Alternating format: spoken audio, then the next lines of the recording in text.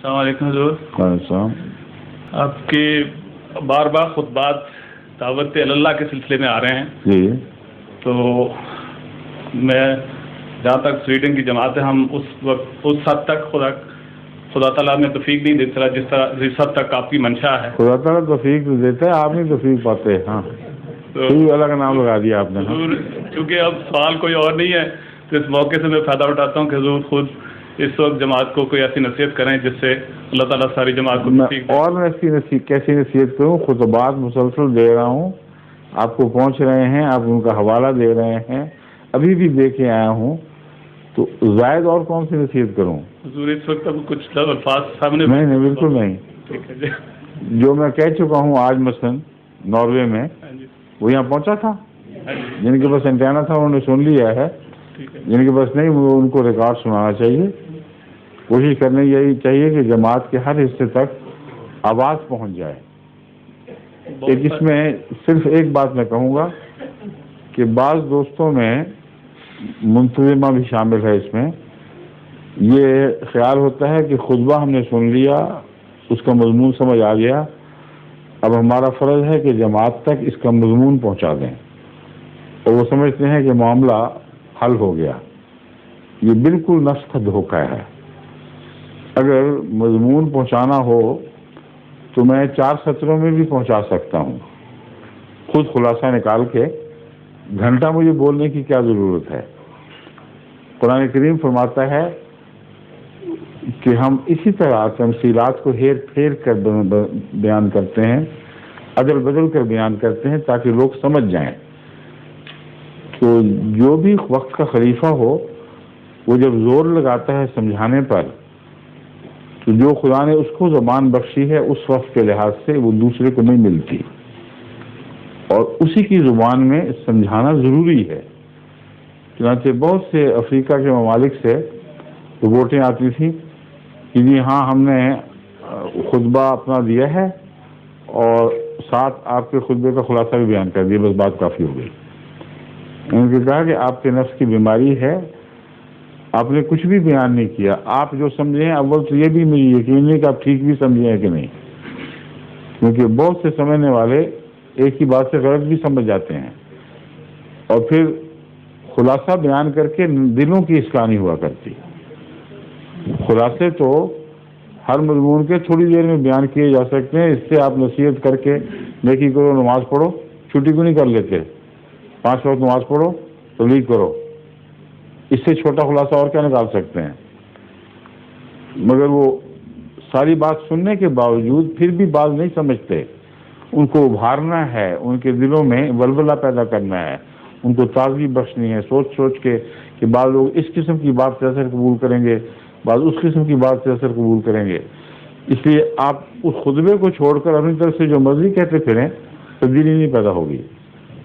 لیکن اگر کوئی جماعت اس بات کا فیصلہ کر لے کہ ہر خطبہ انہی الفاظ میں ہم نے جماعت کے ہر ممبر تک ضرور پہنچانا ہے، اس کے بعد دیکھیں خدا کے فضل سے کتنی تیزی سے تبدیلیاں پیدا ہوں گی. اور ہر جگہ یہ تجربہ ہے ہمارا. اس لیے یہ کام تو آپ کرتے نہیں، اور مجھے کہتے ہیں مزید بتاؤں.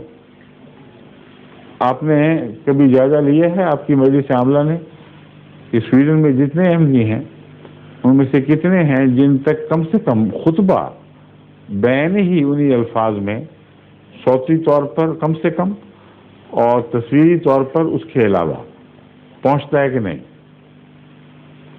اکثر محروم ہے، آپ کو پتہ بھی نہیں کتنے ہیں. جب آواز ہی نہیں پہنچتی تو آپ فائدہ کیسے اٹھائیں گے؟ ایک دفعہ ایک ہندوستان میں ایک صوبے کے متعلق وہاں کے ناظر صاحب بیت المال نے مجھے لکھا کہ یہ وہ صوبہ ہے جس کو اچھا بھلا توفیق والا صوبہ ہے، مگر جتنی چاہیں ہم کوششیں کر لیں یہ اٹھتا نہیں اور چندوں میں پیچھے رہ گئے. میں نے کہا آپ جو میرے مال کے متعلق فلاں فلاں خطبے تھے وہ آپ نے پہنچائے ہیں ان تک؟ ہاں جی پہنچا دیے، ان کو سب پتہ ہے. میں نے معین سوال کیا کس طرح پہنچائے؟ پتہ لگا خلاصہ لکھ کے ناظر صاحب بیت المال نے اپنے دستخطوں کے ساتھ پہنچائے ہوئے ہیں، اور وہ بھی آواز سب کو پہنچی ہے کہ نہیں اللہ بہتر جانتا ہے. اکثر نہیں پہنچتی. میں نے کہا آپ تجربہ کریں کہ کوئی مبلغین معلمین کا کام ان کے سپرد کریں، اپنے ٹیپ ریکارڈر لے کے جائیں، سب جماعتوں میں وہ خطبے سنوائیں، پھر مجھے بتائیں. اور اصول ہے کہ چندے دگنے سے تگنے سے بھی زیادہ ہو گئے.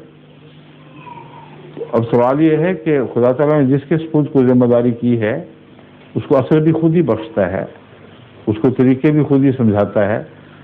تو ان خطبوں کو سنے بغیر جن میں دعوت اللہ کے متعلق بار بار مضمون سمجھائے گئے ہیں، آپ کی جماعت کو کیسے وہ جوش پیدا ہو جائے گا جو براہ راست سننے کے نتیجے میں ہوگا؟ اس کے بغیر نہیں ہو سکتا.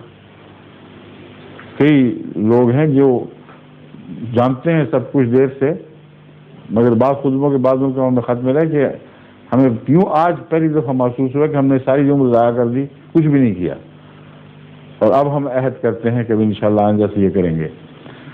تو اس لیے بار بار ان باتوں کو کہلوانے کا کیا فائدہ جو میں اس سے بہت زیادہ وقت میں جو یہاں موجود ہے اس سے بہت زیادہ مرتبہ جتنا میں اب کر سکتا ہوں آپ کو سمجھا چکا ہوں.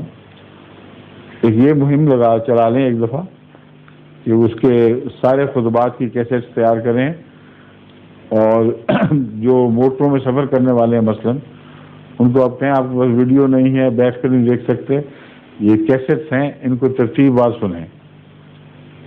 تو 15-20 کم سے کم بلکہ 30 ہوں گی.